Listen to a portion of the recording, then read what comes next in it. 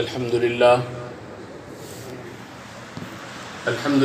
وحده والصلاة والسلام على من لا نبي بعده أما بعد أعوذ بالله من الشيطان الرجيم بسم الله الرحمن الرحيم قال النبي صلى الله عليه وسلم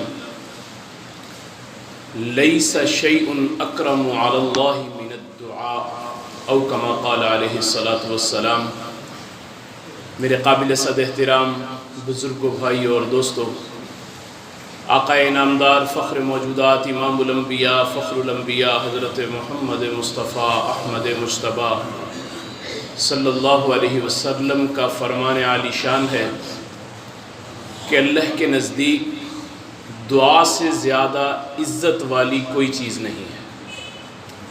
اللہ کے نزدیک دعا سے زیادہ عزت والی کوئی چیز نہیں ہے۔ دعا اللہ رب العزت سے مانگی جائے تو اس دعا کے مانگنے کے بھی کچھ آداب ہیں۔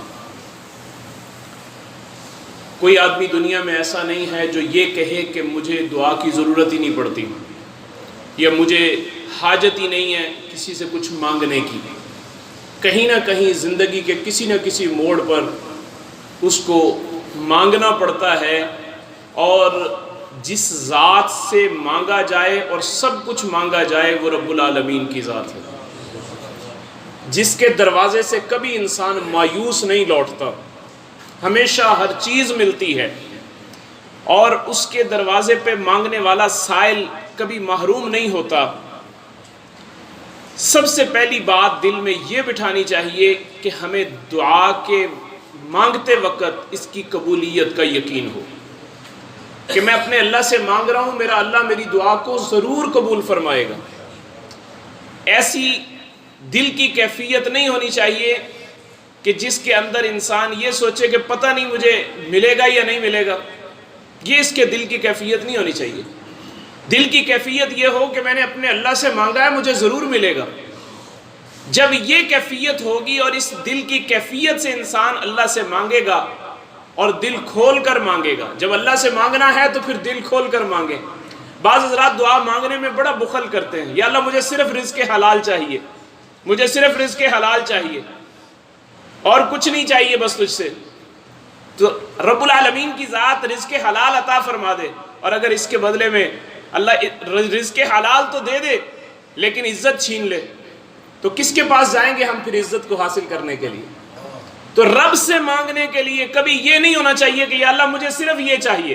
ہم اللہ کو لوگوں پر قیاس کرتے ہیں، دنیا والوں پر قیاس کرتے ہیں کہ اگر میں اللہ سے تھوڑی چیز مانگوں گا تو مجھے جلدی مل جائے گی۔ ایسا نہیں ہوگا۔ اللہ سے مانگیں اور دل کھول کر مانگیں، رب العالمین کی ذات سے جو بھی مانگا جاتا ہے انسان کو ضرور ملتا ہے۔ رزق ملے گا اسی سے ملے گا، عزت ملے گی اسی سے ملے گی، اولاد ملے گی اسی سے ملے گی۔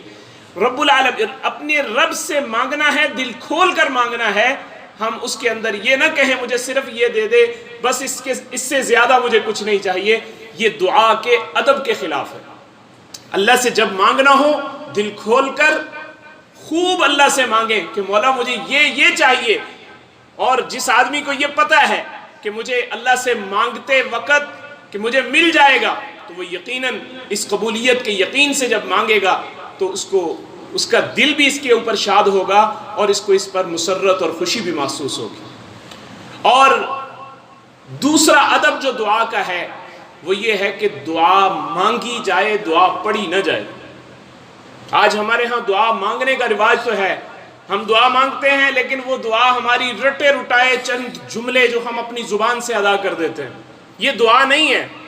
دعا تو دل سے نکلنے والی آہ، دل سے نکلنے والی تڑپ، دل سے نکلنے والی تمنا، یہ دل کے الفاظ ہیں۔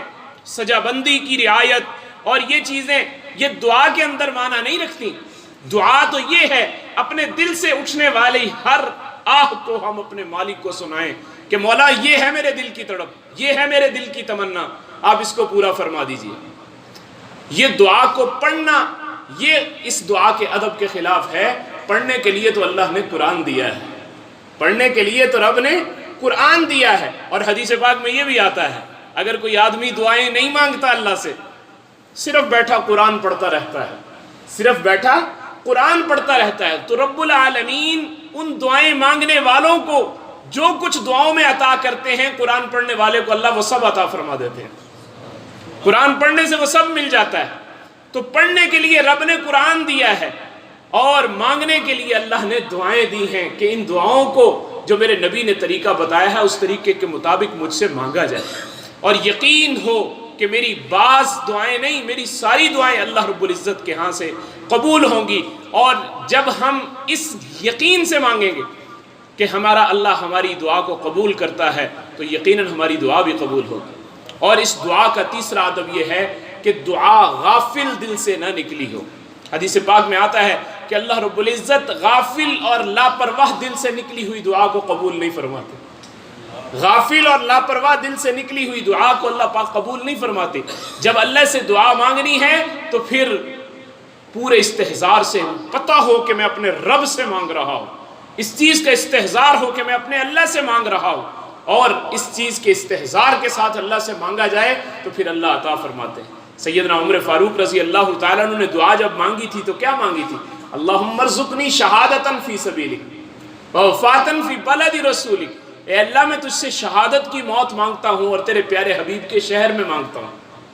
اب یہ دو دعائیں حضرت عمر نے مانگی تھی، تو رب العالمین نے کیسے اپنے محبوب کے اس یار کی دعا کو قبول کیا کہ نہ صرف یہ کہ حضرت عمر رضی اللہ تعالیٰ عنہ کو شہادت بھی دی، اور شہادت مدینے میں دی۔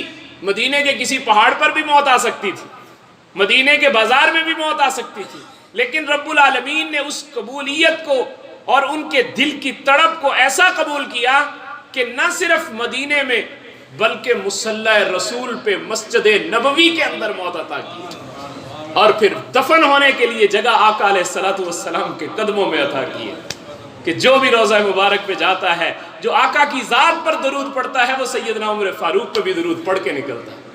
تو یہ دعا اس قبولیت کے یقین سے انہوں نے مانگی تھی، تو اللہ نے اس کو 2 درجے بڑھ کر اس دعا کو آگے قبول فرمایا کہ میرے بندے کے دل کا یقین ٹھیک ہے۔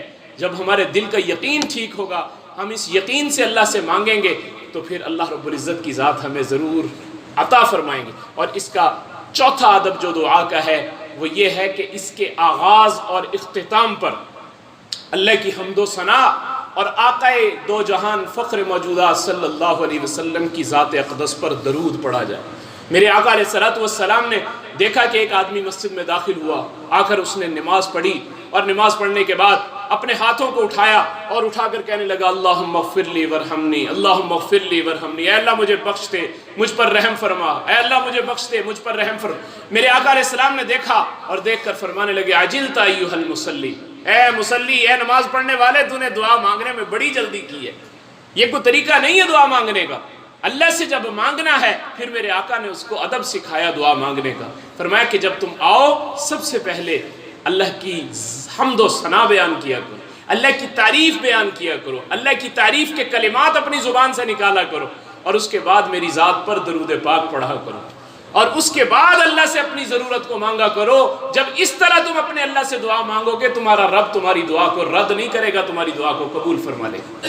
تو میرے بھائی، ہمارے محبوب علیہ السلام نے ہمیں دعا کے آداب بتائے ہیں کہ ہم ان آداب کی رعایت رکھتے ہوئے جب اپنے مالک کے سامنے گڑ گڑائیں گے، ہاتھوں کو پھیلائیں گے، دامن کو پھیلائیں گے، یقین جانیے گا ہماری کبھی محرومی نہیں ہوگی۔ اللہ کے دربار سے ہماری ساری حاجتوں کو، تمام ضروریات کو اللہ رب العزت پورا فرما دے گا۔